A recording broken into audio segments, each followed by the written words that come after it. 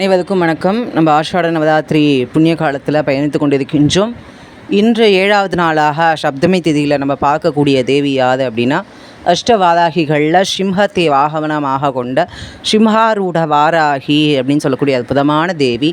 சிம்ஹாரூடம் அப்படின்னா சிம்மத்தை வாகனமாக கொண்ட வாராகி அம்பாள் அப்படின்றதுனால இவளுக்கு சிம்ஹாரூட வாராகி அப்படின்னு பேர்.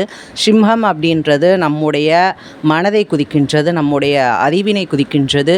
தெள்ளத் தெளிவான சோம்பேறித்தனம் இல்லாத ஒரு பக்தி நிலையை இந்த சிம்ம வாகனம் அப்படின்றது குதிக்கின்றது. மேலும் அம்பாள் சிம்மத்தில் வரக்கூடிய அந்த அற்புதமான தோரணை அப்படின்றது சுக்ர சம்ஹாரத்தை நமக்கு நினைவு கூறுகின்ற வகையில் அமைகின்றது.